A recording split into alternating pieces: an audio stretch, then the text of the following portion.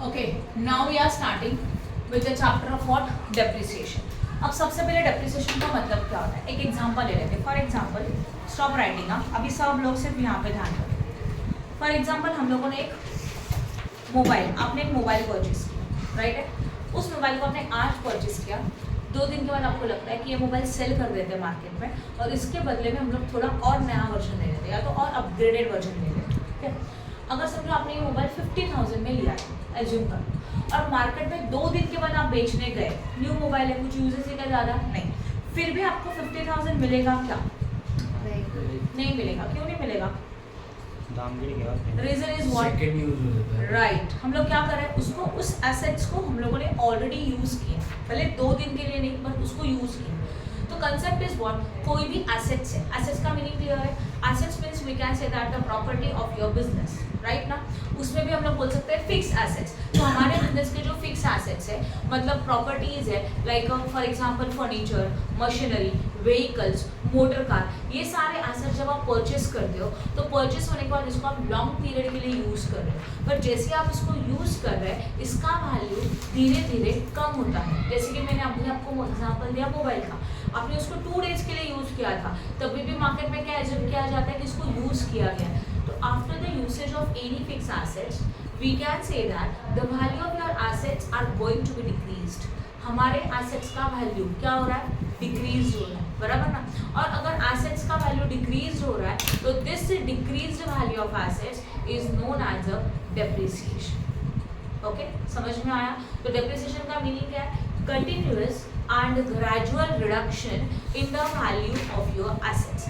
हमारे पास जितने भी एसेट्स है उसका वैल्यू यूज करने के बाद धीरे धीरे धीरे कम होता है, एंड दैट जो वैल्यू कम हो रहा है ना उसको बोलते हैं कि वैल्यू डेप्रिसिएशन हो रहा है एसेट्स का. समझा कि नहीं समझा?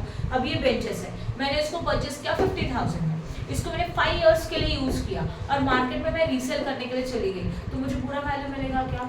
नो, क्योंकि हम लोग उसको यूज कर रहे हैं तो अल्टीमेटली एसेट्स का वैल्यू क्या हो रहा है? रिड्यूस्ड हो रहा है, and that is known as a what? Depreciation. समझ में आया डेप्रिसिएशन का मीनिंग क्या है? डेफिनेशन क्लियर हो गया? Continuous and gradual reduction in the value of your what? Assets. That's why depreciation is there. अभी डेप्रिसिएशन के रीजंस क्या क्या होते हैं? देखो, टाइम पास हो रहा है, टाइम पास हो रहा है मतलब एसेट्स को आप 2 साल 3 साल यूज कर रहे हो, तो टाइम चला जा रहा है, तो उतने टाइम में उसका कुछ ना कुछ यूसेज किया, मतलब उसका वैल्यू रिड्यूस हो गया, ये एक रीजन हो सकता है.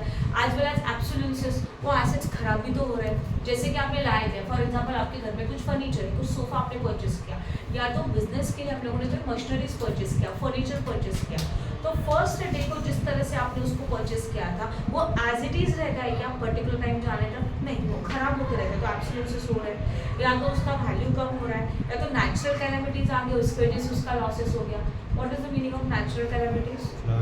फ्लड, अर्थक्वेक, ये सब नेचुरल प्रॉब्लम्स हो गए, उसकी वजह से एसेट्स का वैल्यू कम हो सकता है. इन्वेंशंस, न्यू इन्वेंशंस हो रहा है. फॉर एग्जांपल अगर आप एप्पल का आईफोन का एग्जांपल ले लेते हो, तो जो ओल्ड वर्जन है उसके कंपैरिजन में जितने न्यू वर्जन आएंगे तो न्यू वर्जन का वैल्यू ज़्यादा रहेगा as compare to the old. तो न्यू वर्जन आ रहे हैं, इन्वेंशंस हो रहे हैं, दैट्स व्हाई हमारे एसेट्स का वैल्यू यूज हो रहा है. ये तो मार्केट के वैल्यू के ऊपर भी डिपेंड होता है कि एसेट्स का वैल्यू क्या हो रहा है. And these are the normal natural wear and tear. मतलब जब हम लोग कोई भी एसेट्स को नॉर्मली यूज करते हैं तो एक्चुअली क्या हो जाता है, उसका वैल्यू क्या होता है? धीरे धीरे रिड्यूस होता है. That is known as a normal and natural wears and tears. Clear हो गया? तो these are the so many reasons of the depreciation. But in short we can say that ये जो डेप्रिसिएशन है वो सारे एसेट्स के ऊपर नहीं होता. Normally this depreciation on your tangible as well as sometime intangible assets. Clear हो रहा है? तो tangible assets and intangible assets का मीनिंग क्लियर है. Tangible means what? जिस एसेट्स को हम लोग देख सकते हैं, टच कर सकते हैं, फील कर सकते हैं, बराबर. आप फील नहीं, मतलब जस्ट जिसको सामने आपके पास फिजिकली वो एग्जिस्ट करता है उसको क्या बोलते हैं? Tangible assets. और जिस एसेट्स को हम लोग देख नहीं सकते, जस्ट फील कर सकते हैं कि दैट एसेट्स आर देयर, उसको क्या बोला जाता है? Intangible assets. क्लियर हो गया? तो डेप्रिसिएशन का मीनिंग तो आपको एक्चुअली समझ में आया होगा. अब देखते हैं हम लोग. डेप्रिसिएशन के लिए हमारे लिए 3 पॉइंट्स इंपॉर्टेंट है. एक, कॉस्ट ऑफ एसेट्स. अगर डेप्रिसिएशन कैलकुलेट करना है, मतलब देखो इतना तो क्लियर हुआ कि व्हाट इज अ डेप्रिसिएशन. समझ में आया क्या होता है डेप्रिसिएशन? कोई बता सकता है? Decrease in the what? Value of your assets. तो एसेट्स का वैल्यू जो रिड्यूस्ड हो रहा है, कम हो रहा है, that is known as a what? Depreciation. ये एक पॉइंट ऑफ व्यू हो गया. ठीक है. अब हम लोग ये देखेंगे कि अगर डेप्रिसिएशन हो रहा है ना, तो डेप्रिसिएशन की वजह से ऐसे कौन कौन से फैक्टर्स इंपॉर्टेंट है जो हम लोगों को डेप्रिसिएशन कैलकुलेट करने के लिए यूज होंगे। पहला वाला कॉस्ट ऑफ योर एसेट्स, आपने ये एसेट जो परचेस किया था तो कितने में परचेस किया था, that is your cost of your assets, point number 1, बराबर है। उसी के साथ हो जाएगा नेक्स्ट वन यूजफुल और the estimated economic life of your assets. देखो हर एक एसेट्स का एक अपना लाइफ होता है। समझो मैंने फर्नीचर या तो बेंचेस परचेस किए मेरे क्लासेस के लिए, तो ये 20 साल तक चलेंगे क्या, आप गारंटी देते हो क्या 20 साल चलेंगे? नो। एक पर्टिकुलर एसेट्स का एक वैल्यू है, जैसे कि आप मोबाइल ले रहे हो तो आपको पता है ज़्यादा से 3 साल चलेगा, उसके बाद कुछ उसका लग गया, अब मैक्सिमम 5 है, उसके बाद ये नहीं चल सकता। एक तो इसका वजन अपडेटेड नहीं है, या तो इसमें कुछ प्रॉब्लम्स हो रही है, ये नॉर्मल सिचुएशन है। तो कोई भी एसेट्स परचेस करने के बाद हर एक एसेट्स का उसका एक यूजफुल लाइफ होता है, वो आप उतने पीरियड के लिए यूज़ कर सकते हैं, आफ्टर दैट इसका कोई भी यूज़ नहीं है। उसको बोला जाता है एस्टिमेटेड लाइफ। क्या बोला जाता है इसको? Estimated life of your assets. समझ में आया? या तो useful life of your assets. अगर समझो आपने अपने बिजनेस में एक एसी फिट किया, तो एसी समझो मैं सोच रही हूँ एसी आप गारंटी देते हो 25 साल चलेगा एक ही एसी, नहीं 10 साल, 10 से 5, 6, 7 साल, 10 साल तक हम लोग एग्जाम्पल ले सकते हैं। तो हर एक एसेट्स का जो एक लाइफ है उसके बाद वो खराब होने वाला है पर मंथ पता है, तो that life is known as a estimated life of your assets. हायर ना। एंड तीसरा फैक्टर होता है स्क्रैप वैल्यू। मतलब क्या, समझ लो कोई एसेट्स को आपने 10 ईयर्स के लिए यूज़ किया, अब इसका कोई वैल्यू नहीं है, ये खराब हो चुका है, तो आप क्या करते हो उसको उठाते हो और भंगार में बेच दो, स्क्रैप में बेचते हो। तो भंगार में बेचने के बाद या तो स्क्रैप में बेचने के बाद आपको जितना पैसा मिलने वाला है that value is a scrap value. उसको क्या बोला जाता है? Scrap value. इसी को बोलते हैं टर्मिनेटेड वैल्यू, इसी को बोलते हैं रेसिडुअल वैल्यू, बचा हुआ वैल्यू।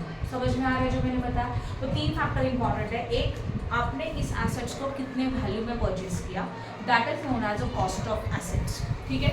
सेकेंड पॉइंट, इस एसेट्स को आप कितने पीरियड के लिए यूज करेंगे, that is known as a estimated life.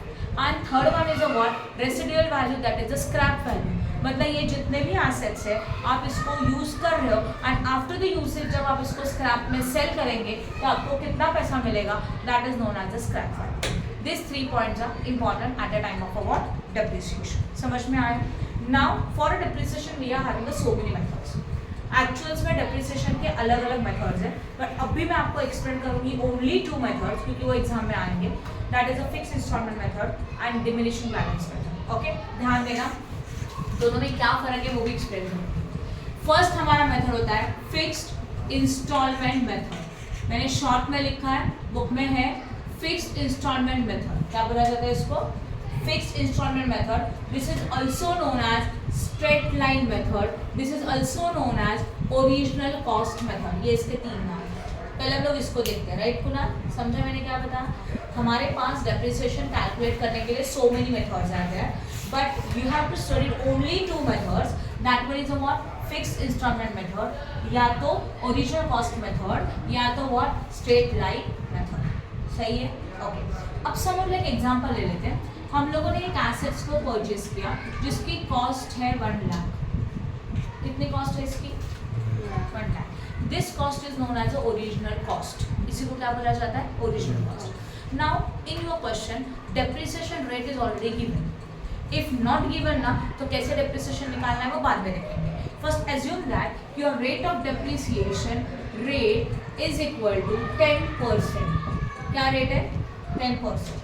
मतलब जो भी एसेट्स आप यूज करें उसके डेप्रिसिएशन का जो रेट है 10% 1 साल का है। रेट जो दिया रहता है वो ऑलवेज पूरे साल का होता है, वो कभी 1 महीने का नहीं होता। By default that is for per annum. Okay, तो जो एसेट्स आपने परचेज किया उसका ओरिजिनल कॉस्ट है, this is your original cost 1 lakh, right. अभी उन्होंने बोला है कि डेप्रिसिएशन जो है वो 10% है, तो डेप्रिसिएशन का रेट 10% है। वर्किंग नोट में यहाँ पे बना रही हूँ। 1 लाख का एसेट्स है, उसके ऊपर 10% इस तरह से कैलकुलेट किया जाता है, सही है। 10% मतलब डिवाइडेड बाय 100। ऊपर का एक 0 गया, नीचे का एक 0 गया। जीरोस कैंसिल करना है तो ऊपर नीचे कैंसिल होते हैं, क्रॉस में कैंसिल होते हैं, बाजू बाजू में 0 कैंसिल नहीं होते। तो यहाँ का एक 0, यहाँ का एक 0 क्रॉस में कैंसिल हुआ। अब कितना बचा मुझे बताओ? 10,000। Yes or no? This is a depreciation for that year, first year. तो फर्स्ट ईयर के लिए आपने डेप्रिसिएशन यूज किया 10,000 माइनस किया फर्स्ट ईयर का। अभी आपके पास कितना वैल्यू बचा एसेट्स का? मतलब अगर समझ लो आपने ये एसेट्स 1 अप्रैल को परचेज किए, 1 अप्रैल से लेके 31 मार्च तक कितने मंथ्स होते हैं? अप्रैल, मई, जून, जुलाई, अगस्त, सितंबर, अक्टूबर, नवंबर, दिसंबर, जन, फेब एंड मार्च। कितने मंथ्स हो गए? 12 मंथ्स हो गए, है ना। तो वो एसेट्स हम लोग कितने मंथ्स के लिए यूज कर रहे हैं? 12 मंथ्स के लिए यूज कर रहे हैं। 12 months that is a full 1 year. तो जो एसेट्स आपने ईयर के स्टार्टिंग में 1 लाख में परचेस किया था, उसके पूरे साल के लिए उसको यूज किया, राइट। पूरे साल में यूज करने के बाद उसका डेप्रिसिएशन हो रहा है कितने का? 10,000 का। 1 लाख में से 10,000 माइनस किया, तो eight the end of the year that is on 31 मार्च हमारे पास जो भी एसेट्स है उसका वैल्यू है 90,000 and this value is known as a written down value. क्या बोलते हैं इसको? Written down value. ये टर्म्स अभी आपको याद रखने पड़ेंगे। ये जो कंसेप्ट सिखा रहा है डेप्रिसिएशन का, दैट इज वेरी इंपॉर्टेंट था, आपको ये एंड तक यूज होंगे। समझ में आया जी? कुछ डाउट है क्या? बोलो। रीत, साक्षी, समझ रहा है अच्छी तरह से? तुम तीनों क्लियर हो गया?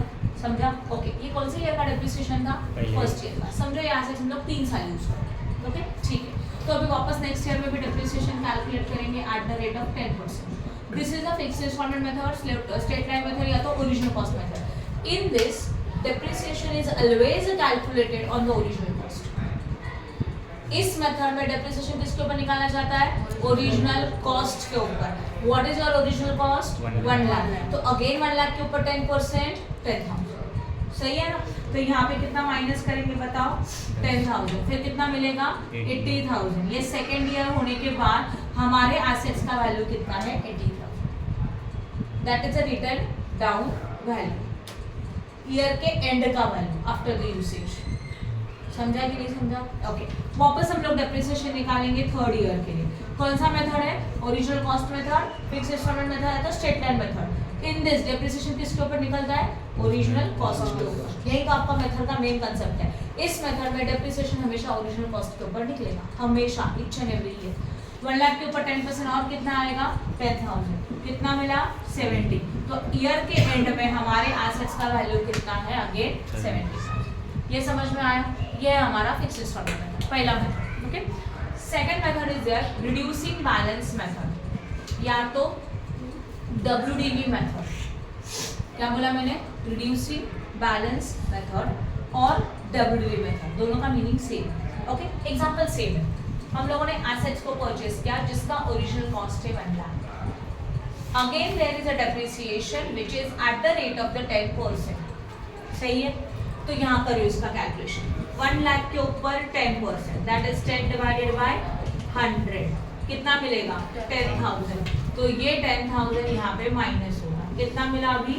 90,000 and this is known as a what? WDV। सही है? ये हमारा सेकेंड मेथड। फर्स्ट मेथड में जब भी हम लोग ने डेप्रिसिएशन निकाला, this depreciation is calculated on the original cost because this is a fixed method. देखो फिक्स्ड है, फिक्स किसके ऊपर निकल रहा है? ओरिजिनल कॉस्ट के ऊपर, राइट। स्ट्रेट लाइन मेथड है, स्ट्रेटली किसके ऊपर कैलकुलेट कर रहे हो? ओरिजिनल कॉस्ट के ऊपर। एंड ओरिजिनल कॉस्ट मेथड मतलब अगेन किसके ऊपर निकाल रहे हो? ओरिजिनल कॉस्ट के ऊपर, राइट। बट ये जो मेथड है, कौन सा मेथड है? WDV method. इसमें डेप्रिसिएशन WDV के ऊपर निकालना है, ईच एंड एवरी, ओके। तो अभी किसके ऊपर निकालेंगे? 90,000 के ऊपर कितना परसेंट? 10%।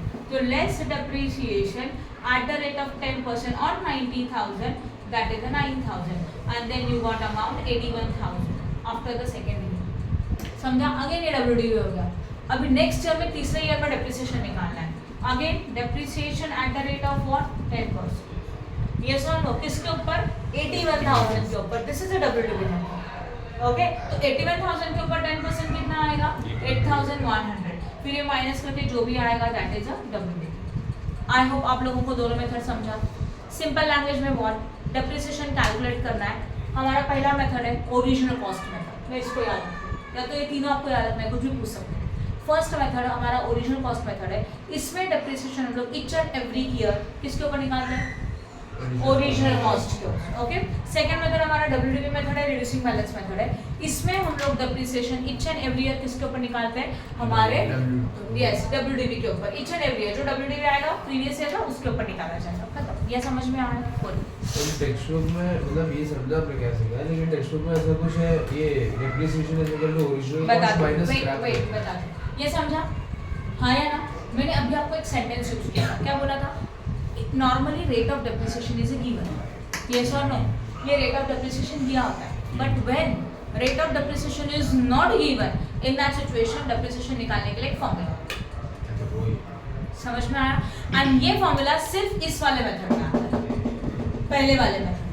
क्या फॉर्मूला है, कब यूज होता है? When rate of depreciation means this one, okay, not given, आपको रेट ऑफ डेप्रिसिएशन दिया ही नहीं है। In that situation, under the method of the straight line method, for depreciation calculation we are going to use the formula original cost minus scrap value divided by estimated life. इसमें आपको जो depreciation मिलेगा वो 1 year का depreciation compulsory. अब क्या करो, original cost दे रहे, फिर आप सोच रहे हो इसको एंड में कितने में बेचेंगे, स्क्रैप में, वो माइनस कर रहे हो, बराबर है, एंड डिवाइडेड बाय आपका लाइफ, 3 ईयर है तो 3 ईयर, 4 ईयर है तो 4 ईयर, 5 ईयर है तो 5 ईयर, जो भी रहेगा। समझ में आया? तो इससे जो आपको डेप्रिसिएशन मिलेगा that is a depreciation for each and every year under the first method. ये स्क्रैप वैल्यू दिया रहेगा, सब दिया रहेगा क्वेश्चन में। क्लियर हो गया? तो ये परसेंटेज वाला रेट अगर नहीं है, ध्यान दो, तब आपको कौन सा फॉर्मूला यूज करना है, ये कौन सा मेथड में? फर्स्ट मेथड है। सेकंड मेथड के लिए ऐसा कोई फॉर्मूला नहीं है, ये सिर्फ फर्स्ट मेथड का फॉर्मूला है। क्लियर हो गया? Any doubt in this? Sure, pause करो, पॉज। हाँ, ओके, ध्यान दो, ये जो 10,000 आप लोगों ने कैलकुलेट किया, उसके लिए आप ये बोल सकते हो कि आपका जो ओरिजिनल कॉस्ट है वो that is a cost of assets into rate of the depreciation, बस इतना कर लो, you got 10,000। Any doubt in this? और अगर यहाँ सोच रहे हो तो यहाँ पे मैं बोल सकती हूँ WDV into rate in a percentage. Rate किस में होता है? परसेंटेज। मतलब आपका WDV का अमाउंट या 90,000 सी लाइक दिस इनटू 10/100। 10 नहीं है, 12 है तो 12/100, 15 है तो 15/100। क्लियर हो गया? अभी समझा अच्छी तरह से? ओके, ठीक है, अभी हम लोग स्टार्ट करते हैं। तो आपको आई थिंक मेथड्स अच्छी तरह से समझा हाँ या ना? अभी हम लोग जाएंगे अकाउंटिंग ट्रीटमेंट के ऊपर, जो कि बहुत इंपॉर्टेंट है। अकाउंटिंग ट्रीटमेंट का मतलब क्या है? ये तो हम लोगों ने एक कैलकुलेशन समझा कि डेप्रिसिएशन किस तरह से कैलकुलेट किया जाएगा, जो आपको एक्चुअल्स में आगे यूज होगा, ठीक है ना? अभी हम लोग देख रहे हैं ट्रीटमेंट। अभी इस क्वेश्चन में आपको क्या क्या पूछ सकते हैं, ठीक है? नॉर्मली जर्नल एंट्री नहीं पूछा जाता है, इसमें आपको पूछा जाता है लेजर। क्या पूछा जाता है? लेजर। सी, आप लोगों ने अगर मशीनरी परचेज किया तो फिक्स एसेट्स क्या है? मशीनरी। तो एक तो आपको पूछा जाएगा prepare a ledger of your assets, मतलब मशीनरी का अकाउंट प्रिपेयर करो या तो फर्नीचर का अकाउंट प्रिपेयर करो, जो एसेट्स आपने परचेज किया उसका लेजर आपको बनाना है। आज वेल आज we have to prepare a ledger of the depreciation, इसका लेजर प्रिपेयर करना है, डेप्रिसिएशन, ठीक है? बट लेजर समझने से पहले हम लोग कुछ एंट्रीज देख रहे हैं, ट्रांजैक्शंस देख रहे हैं, बोर्ड पे ध्यान दें। अगर आपका नॉमिनल, पर्सनल, रियल ये सब चीजें पता है तो आप एंट्रीज बहुत इजीली कर सकते हैं, ठीक है? एक एक ट्रांजैक्शन में बता रही हूँ। हाँ, बॉस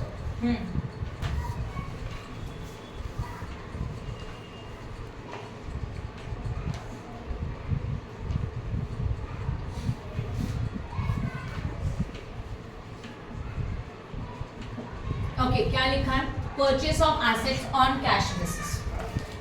एसेट्स में कोई भी एसेट्स हो सकता है। आपने एसेट्स को परचेस किया, मुझे जर्नल एंट्री चाहिए।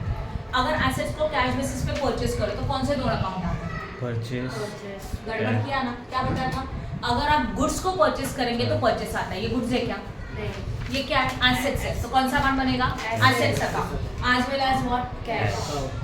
अभी ये सोचो, आपने एसेट्स को परचेस किया तो assets is a which type of account? Personal, real, nominal? Real. Real का रूल क्या है? अगर एसेट्स को परचेस किया तो assets comes in your business, तो ये आएगा debit. Assets comes in your business and cash is what? Goes out. सही है ना? अगर आप एसेट्स को परचेस करो तो वो एसेट्स आएगा। जैसे कि मैंने फर्नीचर परचेस किया तो furniture comes in and cash is what? Goes out. समझ में आया? तो हमारा एंट्री क्या हो जाएगा? एसेट्स। किसी को एंट्री में डाउट है? Assets account debit to cash account. I hope no doubt in this. समझा कि नहीं समझा? तो एसेट्स को परचेस करेंगे तो आपके एंट्री आएगा assets comes in, cash goes out. ये हम लोगों ने एसेट्स परचेस किया था कैश बेसिस के ऊपर। ये भी हो सकता है कि purchase of assets on credit basis. Yes और नो? क्रेडिट बेसिस का मतलब क्या है, कोई बताएगा? यस, क्रेडिट बेसिस मतलब उधारी पे परचेस किया। तो वहां पे क्या इंपॉर्टेंट होता है? पार्टी का नाम। चलो बताओ एसेट्स को परचेस किया उधारी पे, तो again what comes in your business? Assets come, खरीदी करो तो एसेट्स आएगा, कम्स इन तो क्या होगा? डेबिट। तो एंट्री क्या बनेगा? Assets account debit to party. Party कौन है? पर्सनल अकाउंट है। क्या रूल है? Debit to receiver, credit to giver. तो यहाँ पे ये कौन है? पार्टी। गिवर है कि रिसीवर है? गिवर ना, देने वाली है ना। तो यहाँ पे आएगा to party name account. I hope no doubt in this. Okay, अब एसेट्स को परचेस करने के बाद आप इसको यूज करो। जैसे ही एसेट्स को यूज करेंगे तो अल्टीमेटली उसका वैल्यू रिड्यूस होगा, मतलब डेप्रिसिएशन जनरेट होगा। यस और नो? अब मुझे बताओ डेप्रिसिएशन ये कौन सा काम है? Personal, real, nominal? सोच के बताना, कोई भाई नहीं। नॉमिनल अकाउंट, क्योंकि एसेट्स का वैल्यू क्या हो रहा है? रिड्यूस हो रहा है, तो अपने लिए लॉसेस हो गया।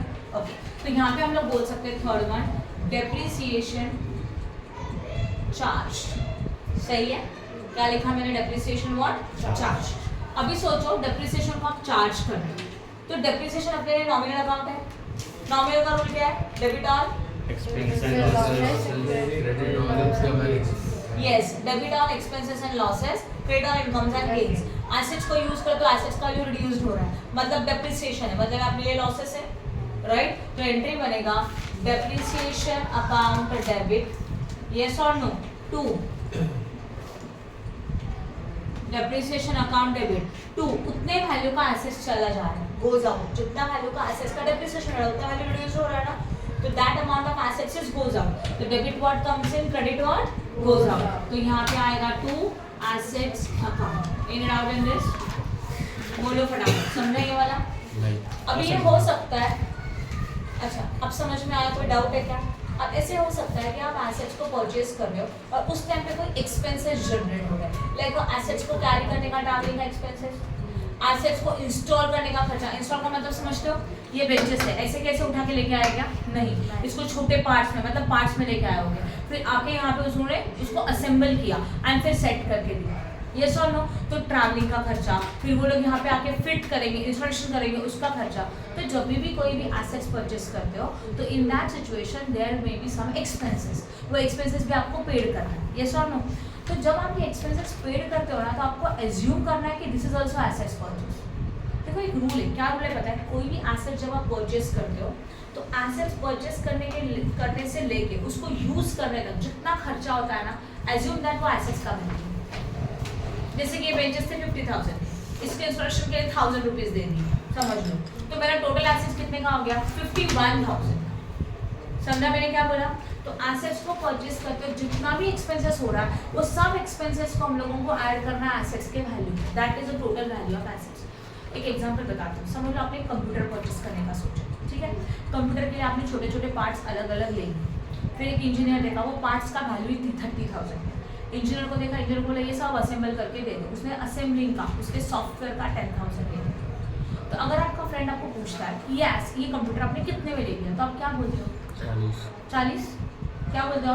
40,000 में ले लिया, राइट? फिर आप उसको एक्सप्लेन करेंगे, वो बात अलग है, बट आपके मन में क्या चल रहा है? एसेट्स का पार्ट है वो 30 का था, उसको असेंबल, उसको इंस्टॉलेशन, उसका सॉफ्टवेयर डालने का 10,000, टोटल मिलके कितना हो गया? 40,000। That is your assets value. Same कोई भी एसेट्स अगर आपने परचेस किया तो उसको यूज करने को स्टार्ट करने तक जितना भी एक्सपेंसेस होगा, that all expenses are considered as a cost of your assets. समझ में आया? उसको हम लोग एसेट्स का कॉस्ट ही कंसिडर करते हैं। तो उस एक्सपेंसेस का एंट्री कैसे होगा? देखो, एक्सपेंसेस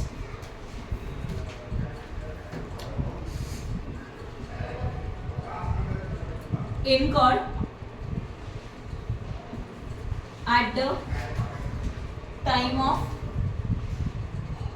assets purchase। तो एक्सपेंसेस जनरेट हो रहा है, नो प्रॉब्लम, बट आप एसेट्स को परचेस करो तब एक्सपेंस हो रहा है ना। तो एसेट्स को परचेस करेंगे तो अगेन क्या बोला था? एज्यूम करो एसेट्स कम्स इन, तो एंट्री क्या आएगा?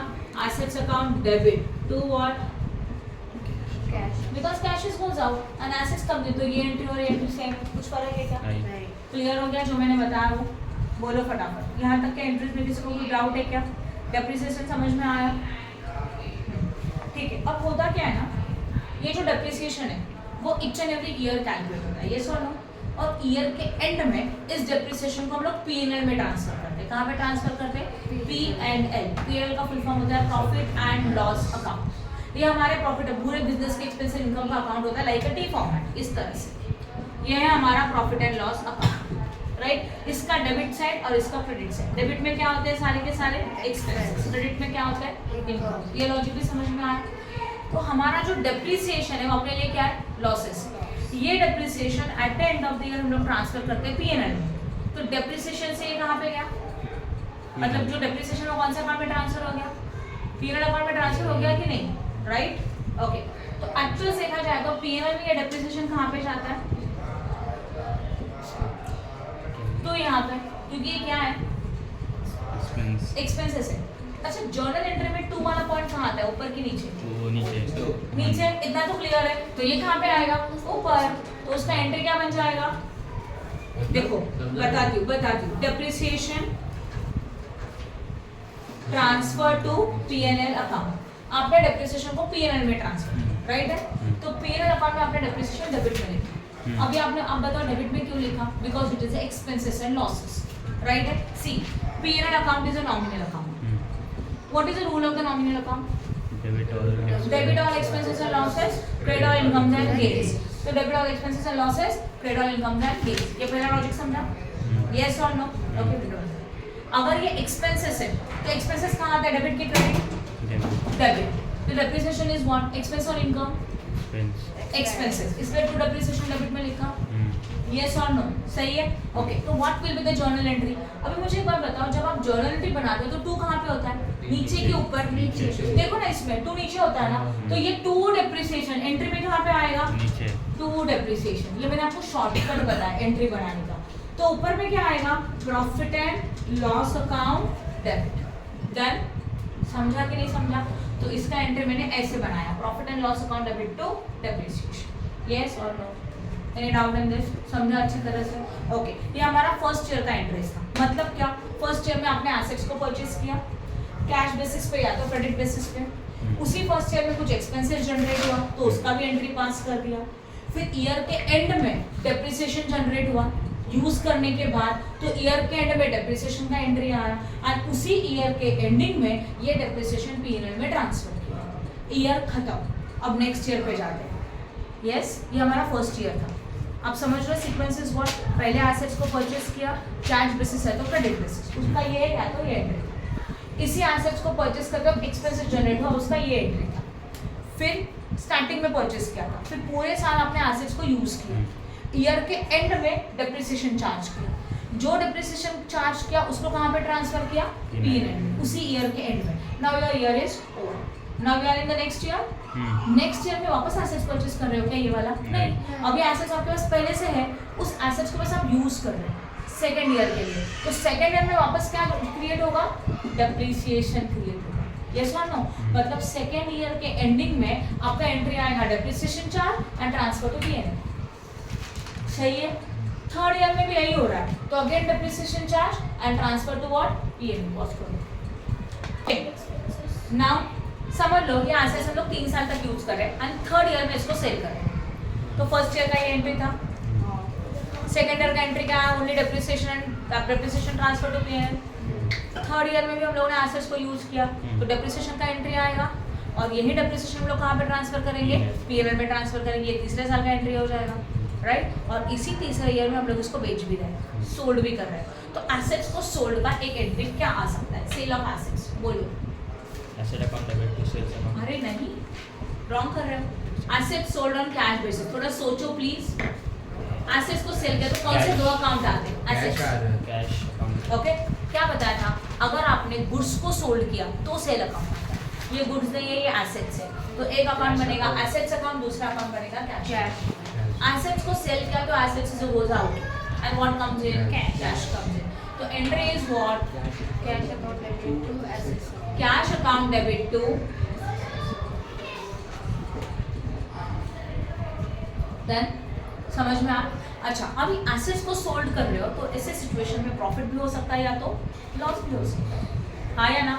अगर प्रॉफिट हुआ तो प्रॉफिट कहाँ आता है, डेबिट की क्रेडिट, नॉमिनल का रूल सोचो, credit, debit all expenses and losses, credit all incomes and gains. तो प्रॉफिट कहाँ आना चाहिए, क्रेडिट, और ये प्रॉफिट पीएनएल अकाउंट में जाता है तो आपने क्रेडिट में लिखना है to profit and loss account, क्योंकि प्रॉफिट है ना, इसके लिए पीएनएल कहाँ जाएगा, क्रेडिट। आप समझ रहे हो, समझा कि नहीं समझा? वापस एक्सप्लेन कर दूँ। हम लोगों ने एसेट्स को सेल किया और उसमें हम लोगों को प्रॉफिट हुआ। फॉर एग्जांपल हमारा एसेट्स था 10,000 का, उसको 3 इयर्स के लिए यूज़ किया, एट द एंड उसका वैल्यू ओनली 1000, डिप्रिसिएशन हो के WDV कितना अवेलेबल है? ओनली 1000। तो 3rd ईयर के एंड में हमारे एसेट्स का वैल्यू 1000 है। ये एसेट्स हम लोगों ने मार्केट में स्क्रैप में बेचा 1500। प्रॉफिट है कि लॉस है? कितने का प्रॉफिट है? 500। एंट्री में प्रॉफिट कहाँ जाता है? डेबिट की क्रेडिट?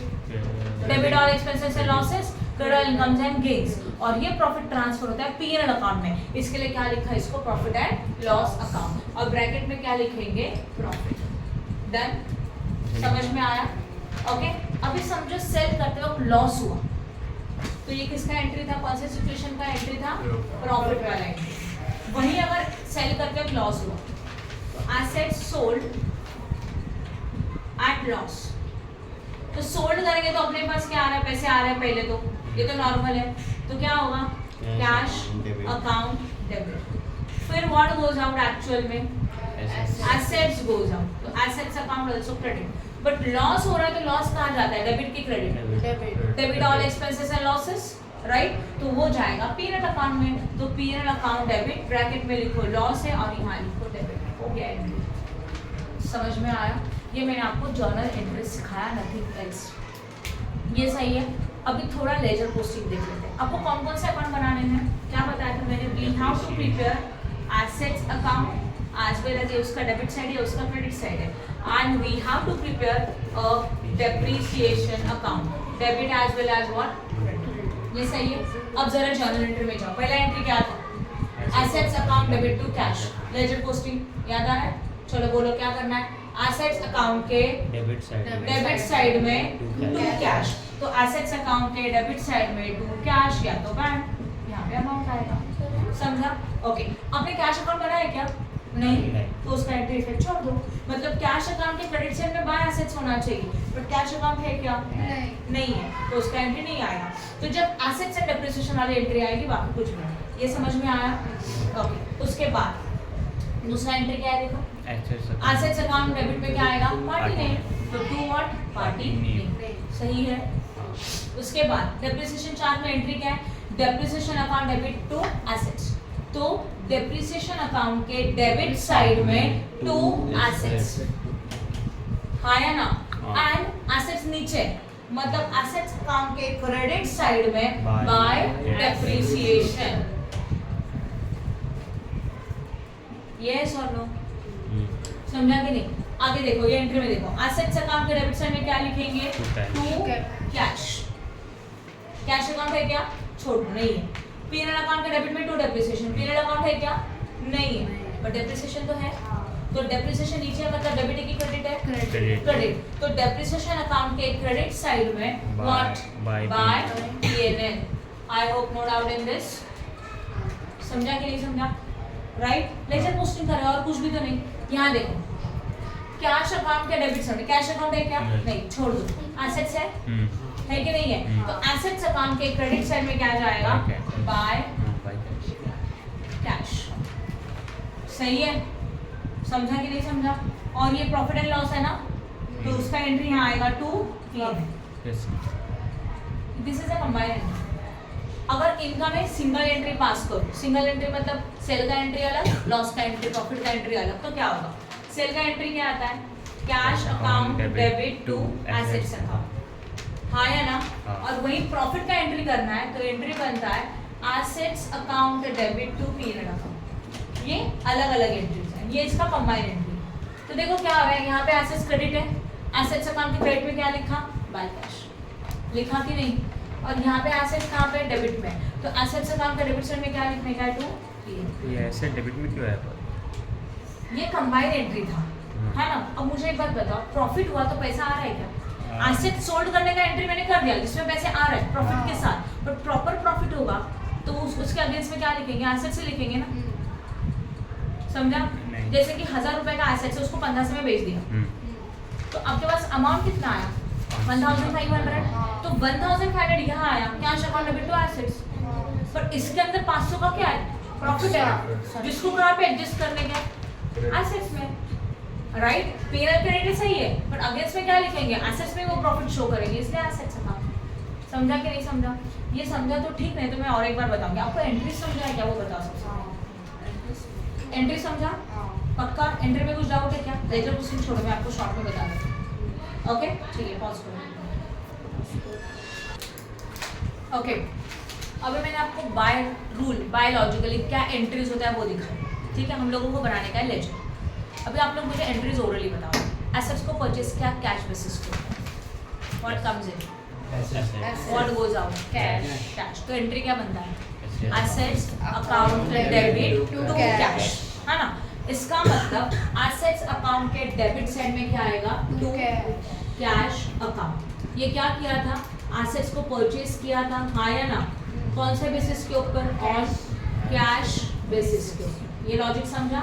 और उसका अमाउंट आप यहाँ लिखेंगे, यहाँ पे जो भी डेट रहेगा वो डेट यहाँ पे आएगा। ये नरेशन देने का नहीं, मैंने आपके लिए लिखा है। आपको याद रहना चाहिए कि ये टू कैश क्यों आए, because it is assets purchase on cash basis. वही एसेट्स को क्रेडिट बेसिस पे परचेस किया, तो what comes in? Assets comes in. Opposite में क्या आएगा? पार्टी का नाम। तो एंट्री क्या बनता है? Assets account debit to party name. तो एसेट्स अकाउंट के डेबिट साइड में क्या लिखेंगे? To party name account. ये एंट्री किसका था? एसेट्स को क्या किया बोलो? परचेज किया। On which basis? Credit basis. ये भी क्लियर है? उसका अमाउंट आप यहाँ लिखेंगे, डेट जो भी दिया रहेगा वो यहाँ लिखेंगे। ये भी समझ में आया? ओके एसेट्स को परचेस करें और कुछ एक्सपेंसेस पेड किए, like wages, travelling expenses, installation charges. तो एसेट्स परचेस करो तो again what? Assets comes in और cash is what? Goes out. तो एंट्री क्या बनेगा? एसेट्स, देखो एंट्री क्या बनता है? एसेट्स अकाउंट डेबिट टू और कैश अकाउंट। तो एसेट्स अकाउंट के डेबिट साइड में क्या लिखेंगे? To cash. तो यहाँ पे लिखा जाएगा to cash account. Cash account. सही है? ये किसका एंट्री था? Expenses on purchase of what? Assets. Assets को परचेस करने का खर्चा, जो भी डेट दिया रहेगा यहाँ लिखेंगे, यहाँ अमाउंट। आप समझ रहे हो? ओके मान में ईयर के एंड में क्या होता है? डेप्रिसिएशन चार्ज होता है। डेप्रिसिएशन मेरे लिए प्रॉपर्टी की लॉस है, एक्सपेंसेस, तो डेप्रिसिएशन डेबिट आएगा। एंट्री क्या होगा? यहाँ ध्यान दें, एंट्री बनेगा डेप्रिसिएशन अकाउंट डेबिट। उतने वैल्यू का assets is what? Goes out, इसलिए टू एसेट्स अकाउंट। चलो पोस्टिंग बताओ। डेप्रिसिएशन अकाउंट के डेबिट साइड में आप क्या लिखेंगे? To assets. मतलब अगर आपने यहाँ पे और एक अकाउंट बनाया और वो समझो डेप्रिसिएशन अकाउंट है, ये उसका डेबिट साइड है, उसका क्रेडिट साइड है। Column again date, particulars, amount, same. ये मिडिल वाला लाइन है, डेट, पर्टिकुलर्स एंड अमाउंट। तो डेप्रिसिएशन अकाउंट के डेबिट साइड में क्या? To assets account. डेट जो भी रहेगा, डेट हमेशा ईयर एंडिंग ही आता है 31 मार्च, तो इसमें कोई प्रॉब्लम है नहीं कि 31 मार्च ही रहेगा। और उसका अमाउंट यहाँ, ये पहला इफेक्ट समझा? एसेट्स डेप्रिसिएशन अकाउंट के डेबिट में क्या लिखा आपने? To assets. अभी एसेट्स डेबिट है कि क्रेडिट है? एंट्री में नीचे है मतलब क्रेडिट है, ऊपर का डेबिट है ना, नीचे का लाइन क्या है? क्रेडिट है। तो एसेट्स अकाउंट के क्रेडिट साइड में बाय डेप्रिसिएशन। तो एसेट्स अकाउंट के क्रेडिट में आपने लिखा बाय डेप्रिसिएशन अकाउंट। इसको बोलते हैं डेप्रिसिएशन चार्ज। क्या बोला जाता है इसको? Depreciation charge. जो भी डेट रहेगा वो नॉर्मली ईयर एंडिंग रहेगा, दैट इज 31 मार्च, और उसका अमाउंट यहाँ। डन? यस और नो? हाँ या ना? समझा यहाँ तक? ओके तो नॉर्मली यहाँ पे हमारा ईयर खत्म हो जाता है। नेक्स्ट है, समझो ईयर खत्म हो गया तो आप क्या करते हो? उसका टोटलिंग करते हो। यस और नो? टोटलिंग करके समझो बैलेंसिंग यहाँ पे आया, तो उसको क्या लिखेंगे? To balance carried down. यही बैलेंस यहाँ आता है कि नहीं? अपोजिट साइड में लेजर याद करो, राइट? ये टोटल ज्यादा है, ये टोटल ज्यादा है तो बैलेंसिंग यहाँ आता है डेबिट में, उसको लिखते हैं कैरीड डाउन। इसी टोटल को क्या लिखते हैं? By balance brought down. ये भी समझ में आया? नेक्स्ट ईयर में वापस से डेप्रिसिएशन चार्ज होगा, तो सेम ना?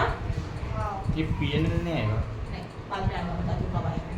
ये समझ में आया जो मैंने बताया? नेक्स्ट ईयर में वापस से डेप्रिसिएशन चार्ज होता है। एंट्री क्या बन रहा है? Depreciation account debit to assets. मतलब डेप्रिसिएशन में क्या लिखा जाएगा? To assets. और एसेट्स में क्या लिखा जाएगा वापस से? Bye depreciation account. आप समझ रहे हो? ओके और ये कौन से ईयर के लिए? हमारा सेकेंड ईयर, राइट है? और ऊपर का कौन सा ईयर था? First year. अब समझ लो एसेट्स को सेल किया, क्या एंट्री आता है? सोचो, एसेट्स को सेल किया कैश बेसिस के ऊपर, what comes in? Cash comes in cash comes in, what goes out, Assets. Entry क्या बनेगा? कैश अकाउंट वो डेबिट प्रॉफिट टू किया कि लॉस? वो प्रॉफिट लॉस बाद में देंगे। Cash account debit to cash account debit to what? Assets account. ये लिखा हुआ सही है? पोस्टिंग कोई बताएगा मुझे? कौन सा अकाउंट है आपके पास?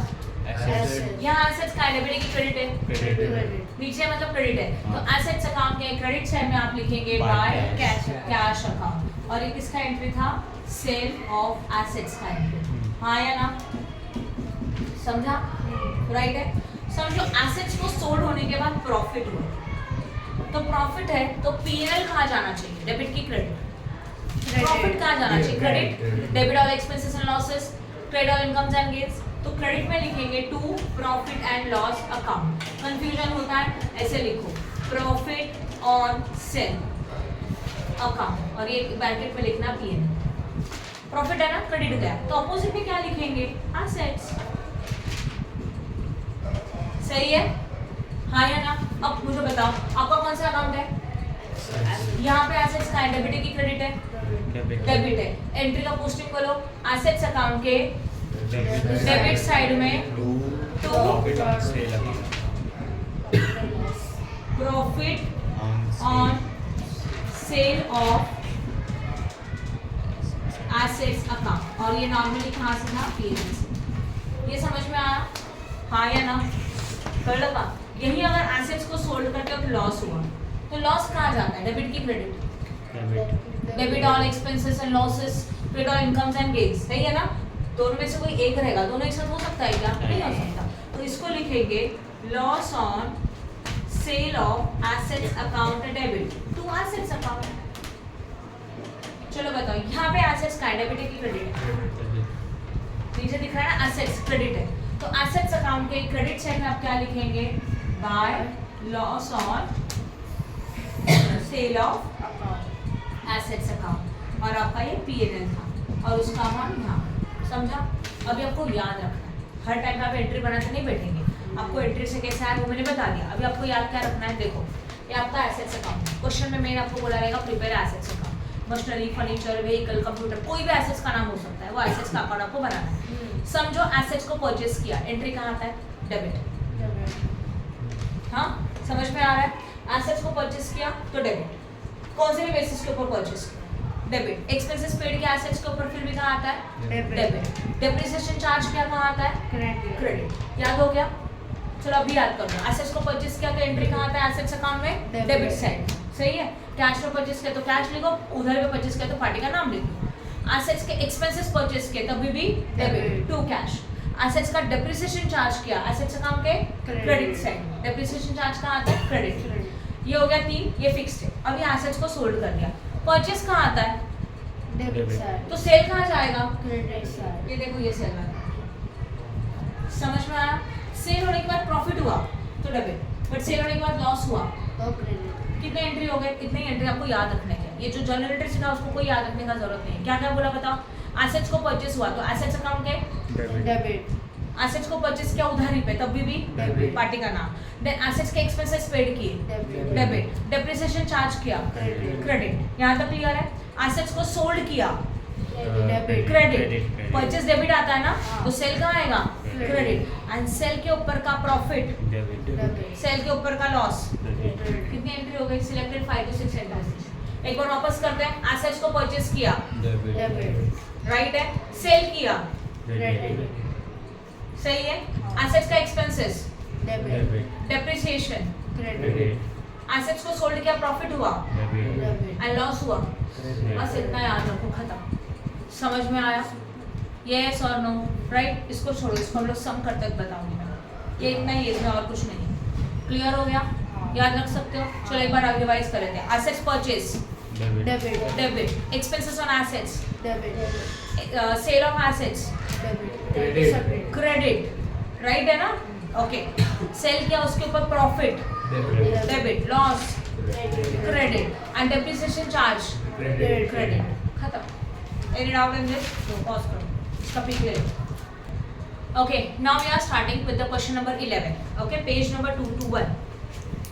Sorry, question number 1, page number 221. Siddhi Limited of the Ratnagiri purchase a machinery costing 2 lakh on 1st April 2015. Depreciation is charged at the rate of 10% on original cost. तो ये कौन सा मेथड है? फर्स्ट मेथड है कि second method है? पहला method है. ओरिजिनल कॉस्ट मेथड हो गया ना. Rate of depreciation is also given and on 31st March give the journal entries, machinery account, depreciation account for the year 15-16, 16-17 and 17-18. Journal entries को side में रखो. क्या पूछा है? Machinery account. Machinery is your assets, means we have to prepare which account? Assets account. पहला point समझ में आया. As well as which account? Depreciation account. Depreciation account हम लोग बाद में बनाएंगे. फिलहाल कौन सा अकाउंट बनाएंगे? Assets account. क्लियर हो रहा है? ओके. अब एसेट्स अकाउंट का तो साइड बाय साइड एक नोट बनेगा कंपलसरी. तो नोट, वर्किंग नोट क्या है, मैं यहाँ बना रही हूँ.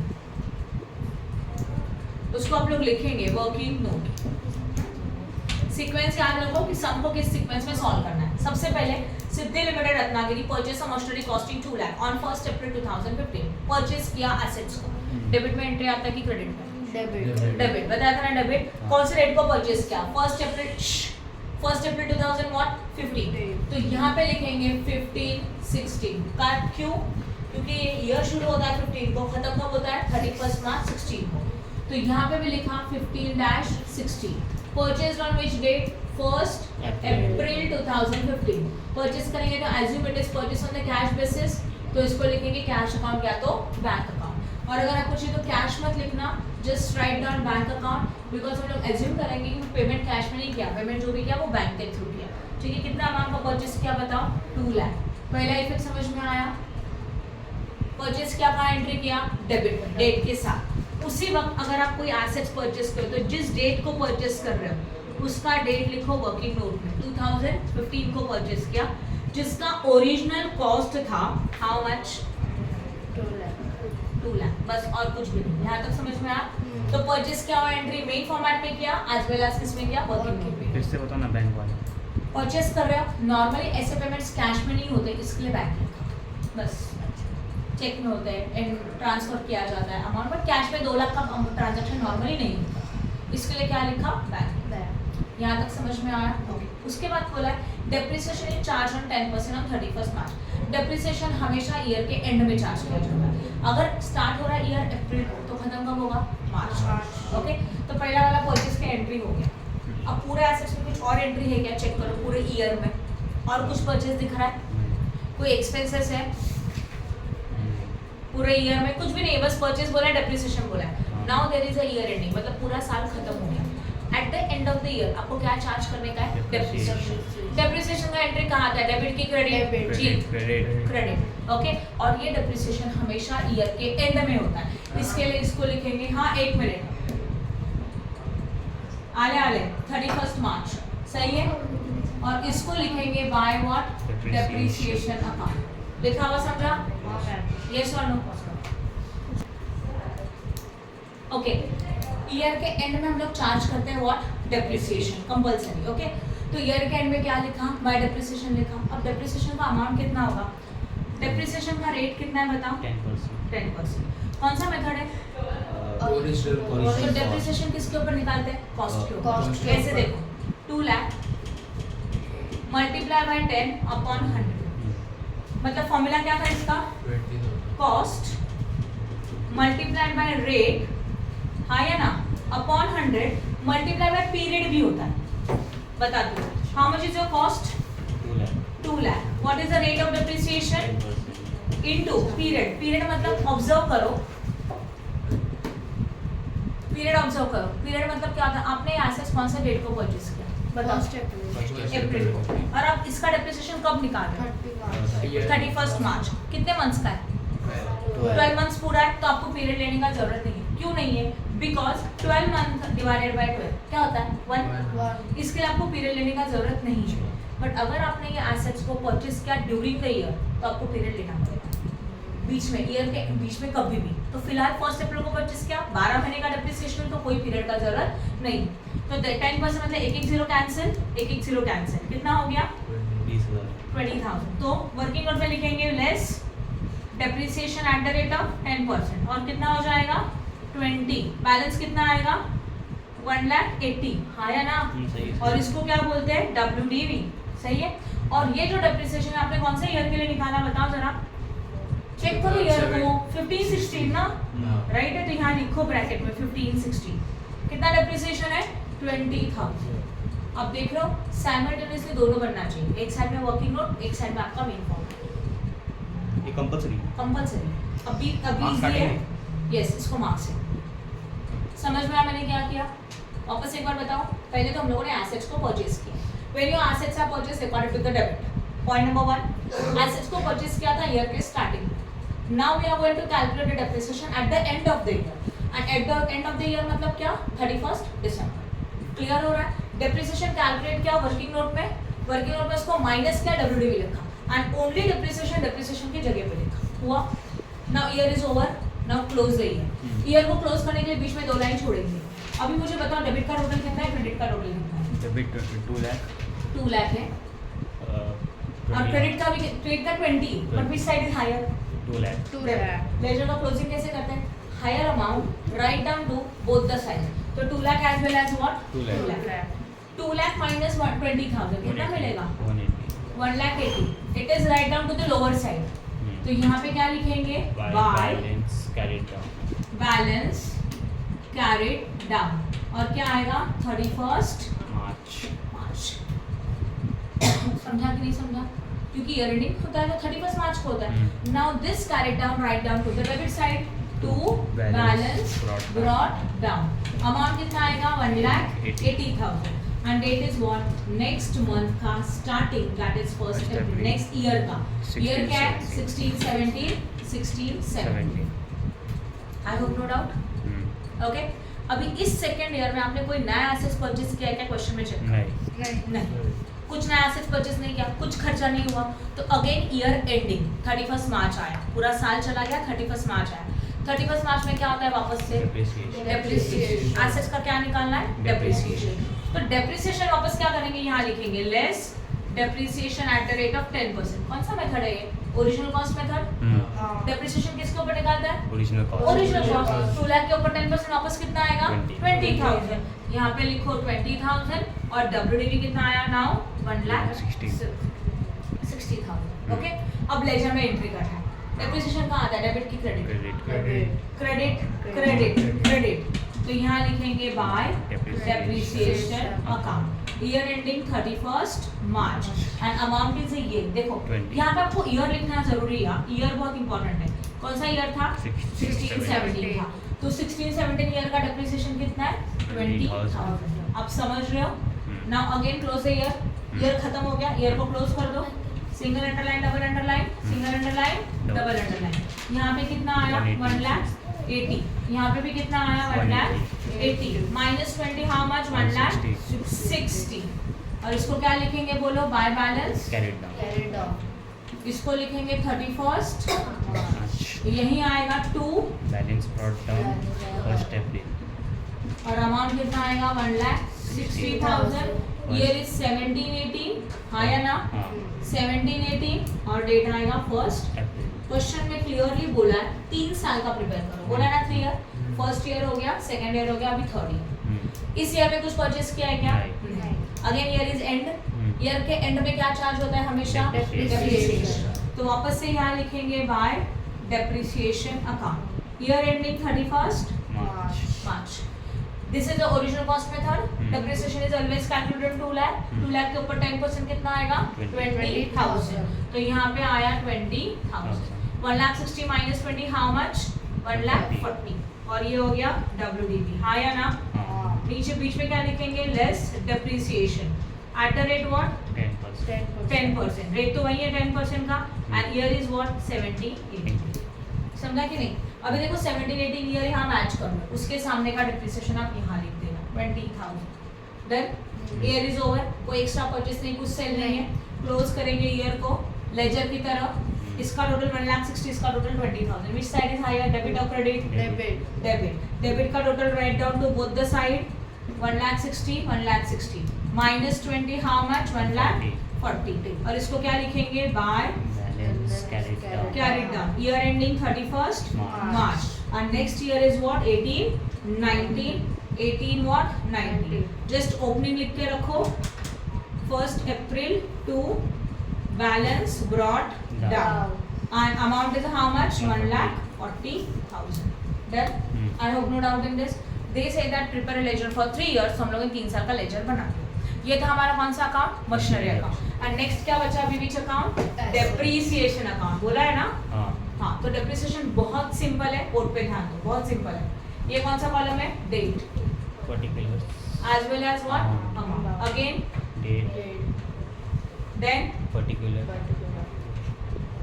and what? Amount. यहाँ पे लिखेंगे Depreciation amount. सही है. ओके. अब सबसे पहले आपको डेप्रिसिएशन अकाउंट चाहिए ना. Go to the assets. Assets के पहले साल में डेप्रिसिएशन का है, डेबिट की क्रेडिट? Credit. क्या लिखा है? बाय डेप्रिसिएशन क्रेडिट में है ना. तो डेप्रिसिएशन अकाउंट के डेबिट में लिखो टू एसेट्स, मतलब मशीनरी अकाउंट. सही है. अपोजिट में जाता है. अगर एक अकाउंट में क्रेडिट है तो उसका इफेक्ट दूसरे अकाउंट में डेबिट में जाता है. पता है सब लोगों को. तो यहाँ पे आएगा 14-15. Year is 15-16. हाँ, पहला ईयर 15-16 है. तो 15 and 16. Date is what? 31st March. Amount कितना आएगा डेप्रिसिएशन का? 20,000. सही है. फर्स्ट ईयर में जो डेप्रिसिएशन है वो इतना ही है. और कुछ है क्या? नहीं. तो क्लोज कर दो ईयर को. क्लोजिंग के बाद क्या है? यहाँ तो कुछ भी नहीं है ना. हाँ. तो यहाँ पे कितना आएगा? 20,000. यहाँ पे भी कितना आएगा? 20,000. इसको क्या लिखेंगे? By by balance. पीएनएल. क्या लिखते हैं इसको? PNL. डेप्रिसिएशन का बैलेंसिंग फिगर पीएनएल में जाता है कंपलसरी.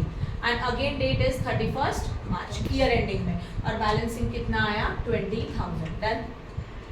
ये फर्स्ट ईयर का हो. समझा कि नहीं?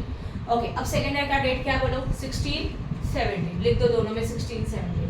अब 16-17 के ईयर में आओ. डेप्रिसिएशन है, डेबिट है कि क्रेडिट है? क्रेडिट. कितना अमाउंट है? 20. अगर यहाँ क्रेडिट है तो डेप्रिसिएशन अकाउंट के कहाँ लिखेंगे? टू मशीनरी, डेबिट में. सही है. Machinery account. Date is what? 31st March. And amount is 20,000. Again year is end. Yes और नो? 2020 लिखा. यहाँ का टोटल 0 था.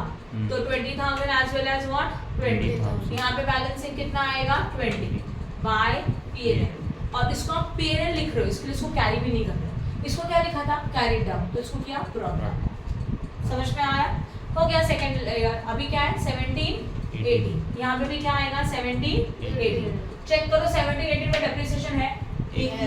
यहाँ क्रेडिट है तो यहाँ पे डेबिट. उसके अकाउंट का नाम to machinery account. Date is 31st March.